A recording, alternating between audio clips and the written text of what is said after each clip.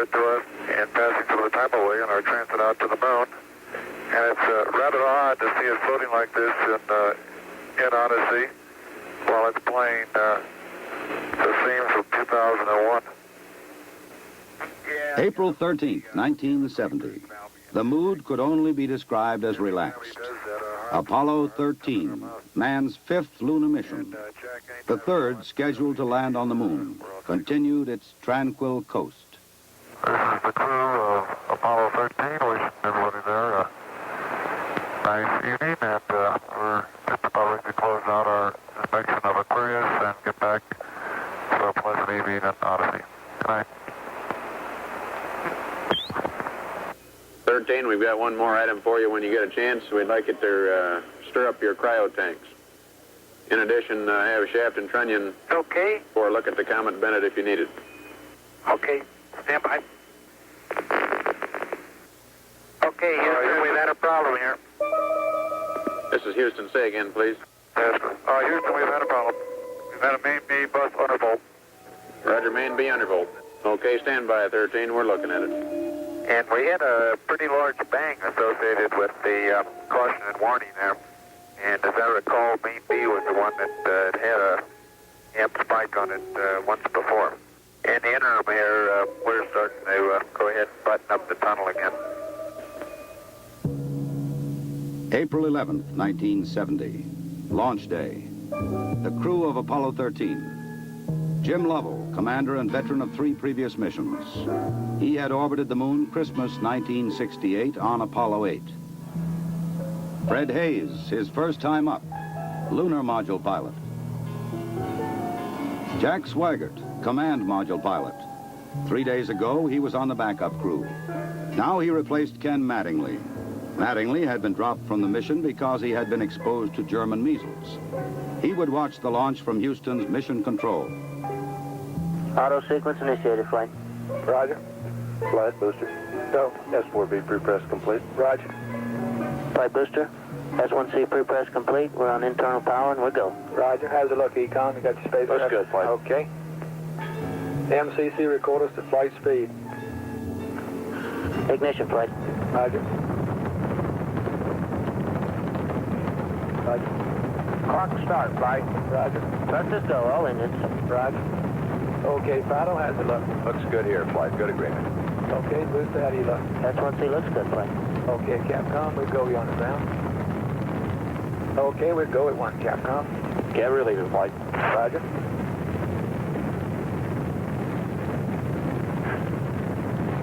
Booster, how do you look? We look good, flight. We go. Okay, Fido. We're go, flight. Looks good here. Guidance, how's it look? Good, flight. Okay, Econ, GNC. Looks good, flight. Looks good, flight. Okay, Surgeon. It looks fine. Through max Q and we go, flight. Roger, Booster. And go for staging, Capcom. Confirm and board out, flight. Roger. Staging, flight. Roger. Flight Fido, trajectory confirmed, staging. Roger. Flight booster, then board out was way early. Okay. Flight confirmed, number 5 engine down. Roger. Booster, you don't see any problem with that, though, do you? Negative, not right now, flight. All the other engines are go. The next step in the routine of lunar flight was to burn out of Earth orbit toward the moon, then pull free of the third stage and dock with the lunar module Aquarius. At the controls of the command module Odyssey, Jack Swigert. We're hard docked, Houston. Roger, understand hard dock. Good deal. They pulled Aquarius away from the Saturn third stage, the S4B. Okay, I can see the S4B now at the hatch window. Odyssey and Aquarius moved away from Earth toward the moon.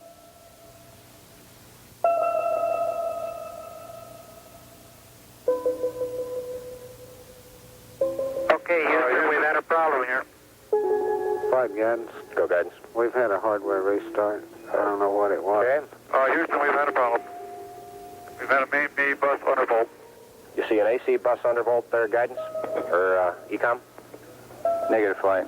Believe the crew reported it. We got a main B undervolt. We may have had an instrumentation problem, flight. Roger. And we had a pretty large bang associated with the caution and warning there. The sensation I had, that I had felt a vibration accompanying the bang, not a large vibration or shudder. Is there any kind of leads we can give them? Are we looking at instrumentation, or we got a real problem, or what? We're reading 0 N2 pressure in fuel cell 1 and 13 psi on fuel cell 3 O2 pressure. Okay, Barrett, what do you want to do? Open circuit fuel cell 1 and 3? That's firm flight. Shut down the reactance valve, and I asked for a reconfirmation, since when you do that, it's sort of irreversible. If you shut one of these things down, they only can be restarted from ground support equipment. Yeah, that's because of AC. And it looks to me, looking out the hatch, that we are venting something.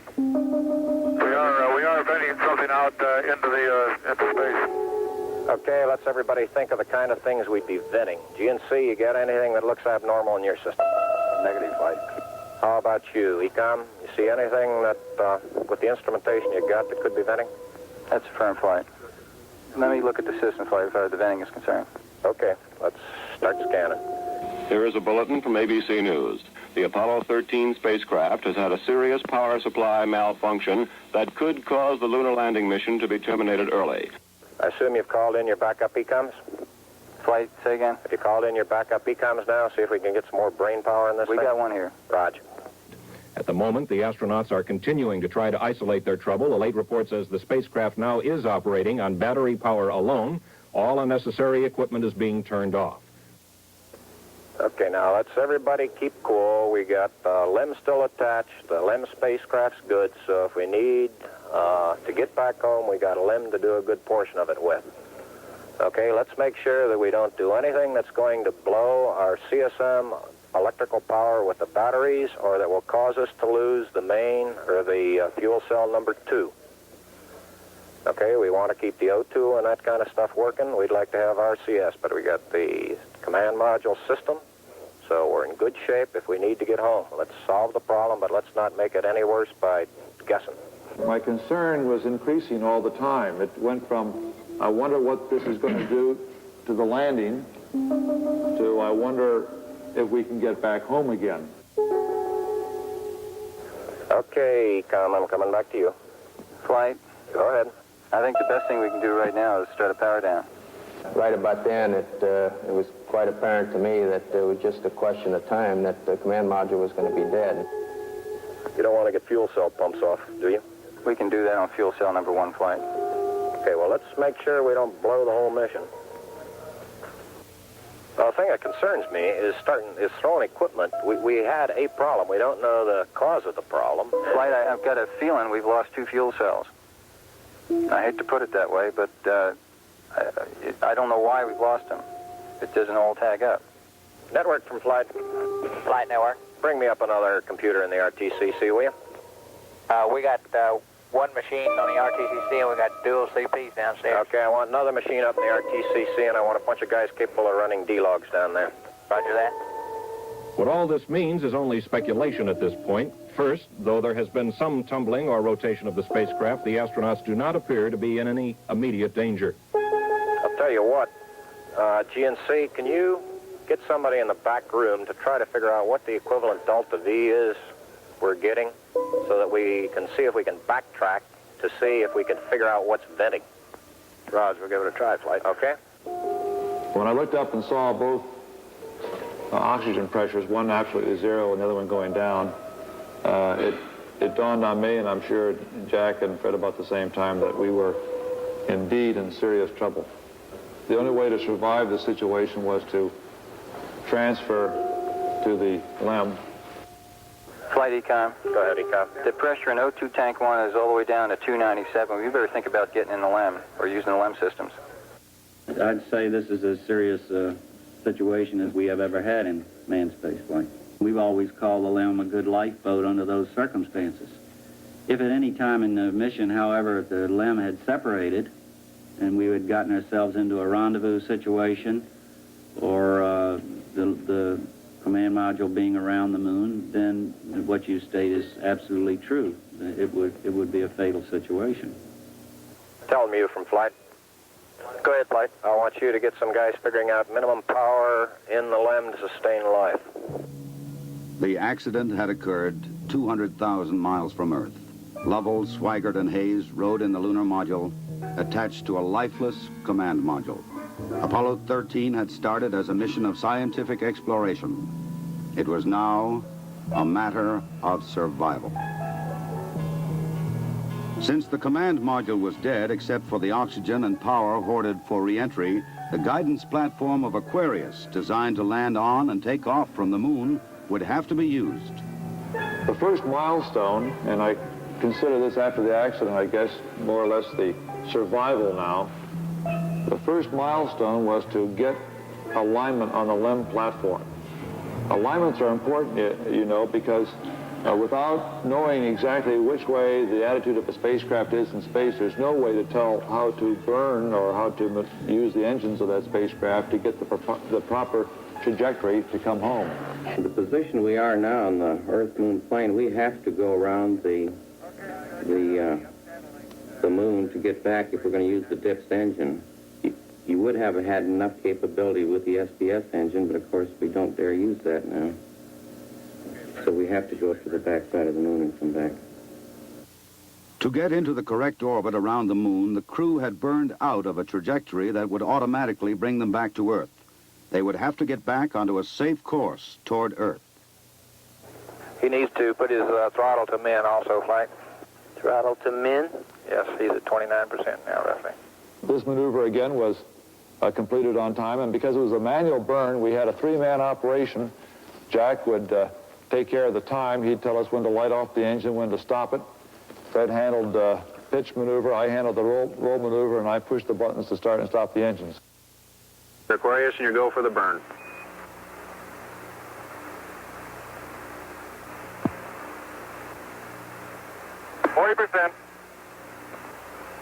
Okay, Aquarius, you're looking good. Auto shutdown.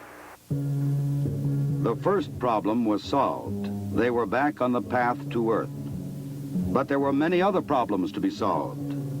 From a building at Houston's Manned Spacecraft Center, systems experts coordinated the coast-to-coast effort to get the crew back.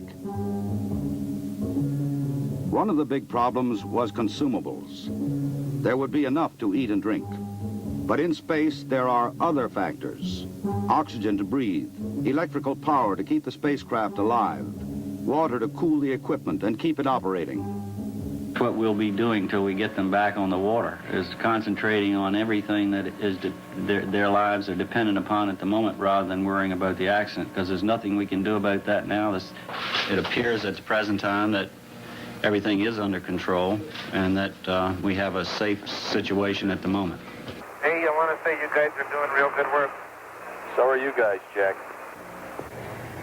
We are about 70 hours from home, and we think we have the situation in control. We've projected the consumables as I've described, and we have a plan for carrying out the rest of the mission, but there's going to be no relaxation at all as far as that goes from now until splash.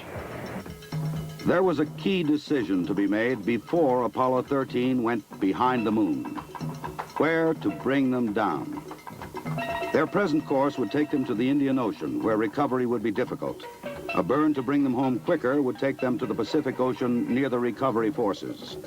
Bringing them home even faster would place them in the South Atlantic, again away from recovery forces. It was decided to take them to the Pacific.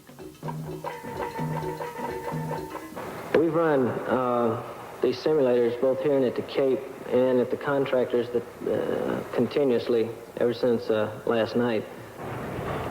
We've tried to simulate virtually everything that we've had the crew to do that is non-normal that they've done, and we've proven most everything that we've been able to run on the simulator prior to passing it up to them. There may be some details we haven't done, but at least we've checked the feasibility of everything we've done, and we'll continue to do that.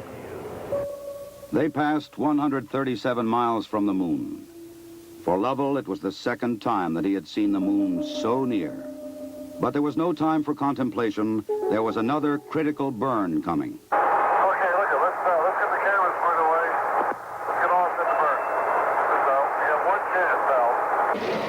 And in Houston, the newsmen poured in to tell an anxious world the story. Well, that was going along with the ignition. Shortly after Apollo 13 had separated from the Saturn third stage, the stage had been sent onto a trajectory toward the moon. Its impact would be recorded by the seismometer left by Apollo 12. By the way, Aquarius, we see the results now from 12's seismometer. Looks like your booster just hit the moon and it's rocking it a little bit. Over. Well, at least something worked on this flight. I'm sure glad we didn't have a limb impact, too. Jim, you go for the burn. Go for the burn. Roger, understand. Go for the burn. Guidance okay? We're good, flight. Control, okay? We're okay, flight. Tell me we're go, flight. Inco okay? We're good, flight. Ground confirms ignition. We're burning 40%. West Houston, you're looking good. Roger. Shut down. Roger, shut down. I say that was a good burn. Roger, now we want to power down as soon as possible. Understand. To conserve the electric power and cooling water, the crew shut down all but the vital, life-sustaining systems of the LEM. I think the LEM spacecraft's in excellent shape, and I think it's fully capable of getting the crew back. I think, as we have found before, every time we've put the LEM spacecraft to a test, it's always done much more than it was guaranteed to do, and I think this is a good case in point. Conserve the consumables, cooling water, electric power. The LEM water gun was leaking, and we shut that off. I guess it leaked about a quart of water, I would estimate. But it took me about 2 days to get my feet dry, and of course, I think you were all aware that the temperatures were going down in both vehicles, and it's made for very chilly feet for a couple days.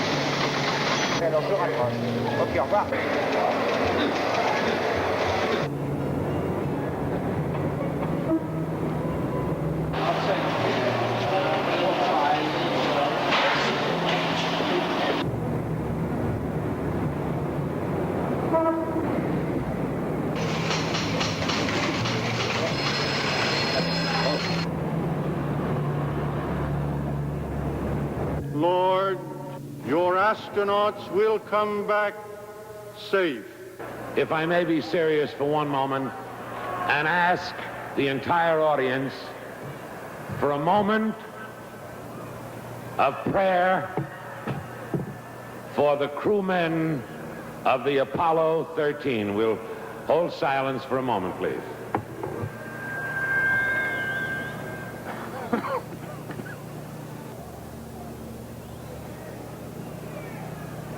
RCS-A stands at 62% and B at 62%. I feel we've gone a hell of a long time without any sleep. We're going to have to start thinking about getting people back to sleep again because I didn't get any sleep last night at all. Command module just slowly kept going down in temperature until I think just prior to reentry, it was down to about 38 degrees. And along with that, it was a sort of a chilling coldness. The walls were perspiring, the windows were completely wet, and it wasn't too healthy. I recall that we went in there to get some hot dogs one day, and it was like reaching into the freezer for the food.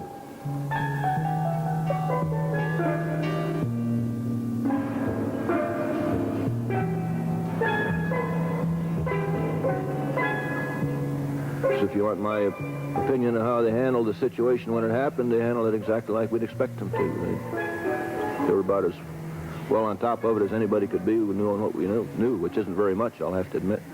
But I think they did everything right within the knowledge that was available to us in a timely fashion, which is what all we expect of them.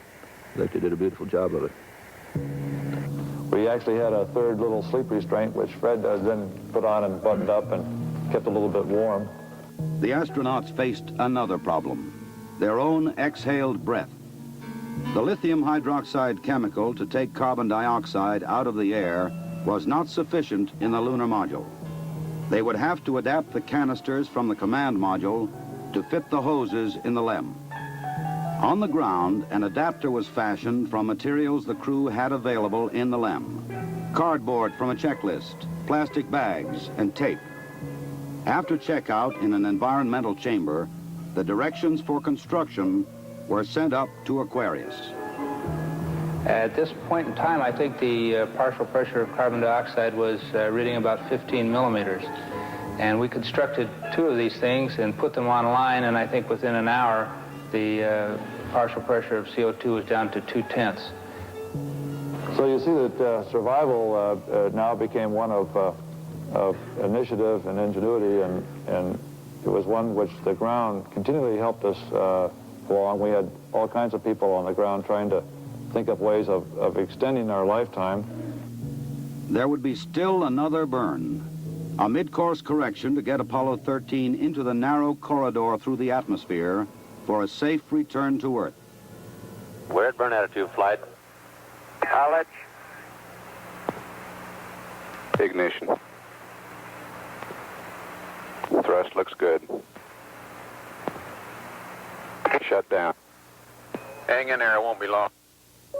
There were moments when I didn't know how much consumables we had, whether we could make it back or not, but in a situation like that, there's only one thing you can do. You just keep going, and you just keep thinking up where you can get more consumables.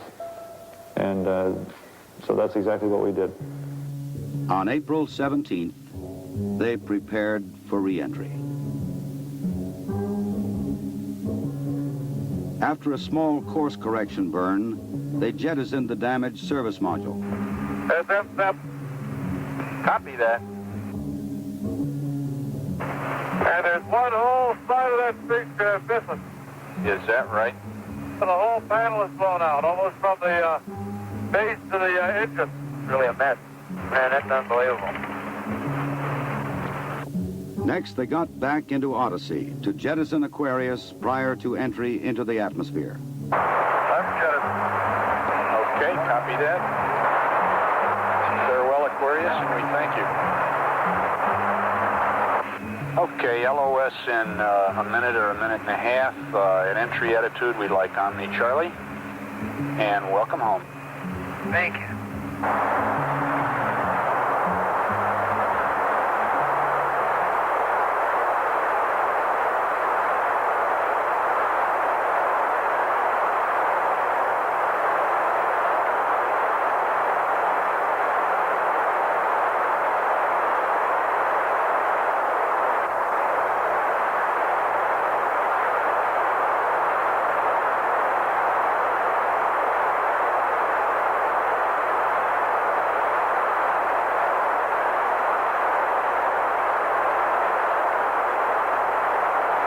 Odyssey Houston standing by, over. Okay, go over.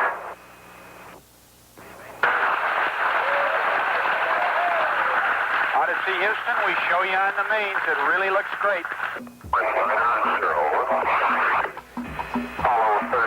Apollo 13, this is recovery, over. They're going through 5,000. Roger, Apollo 13, this is recovery, and your chutes look good. Apollo 13, this is recovery. We observed your RCS burn, over. This is recovery. Apollo 13 is descending. Apollo 6, this is recovery, over. Well, the one spliced in at this time, the three chutes are displaced in the water. 0 degrees, magnetic 3.5 miles, Evo Lima. Evo Lima, roger. This 401, the command module is stable 1 at this time. They're riding comfortably. The vertical axis are approximately 15 degrees. Swim 1,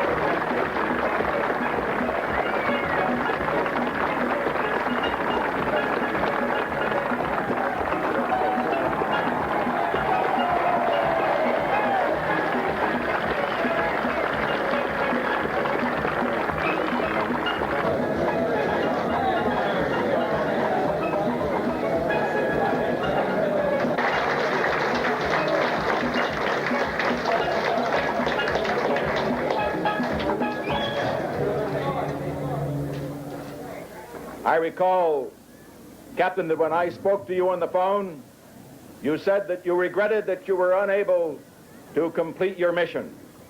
I hereby declare that this was a successful mission. From the start, the exploration of space has been hazardous adventure. The voyage of Apollo 13 dramatized its risks. The men of Apollo 13, by their poise and skill under the most intense kind of pressure, epitomized the character that accepts danger and surmounts it. Theirs is the spirit that built America. Your mission served your country. It served to remind us all of our proud heritage of a nation, to remind us that in this age of technicians and scientific marvels, that the individual still counts, that in a crisis, the character of a man or of men will make the difference. GNC. Go. Surgeon. Go. Procedures. Go. AFD. Go. Network. Go. Computer soup. Go. Raj, network, give me an amber. RTC on AFD conference. RTC on AFD conference. Okay, all flight controllers, let's play it cool.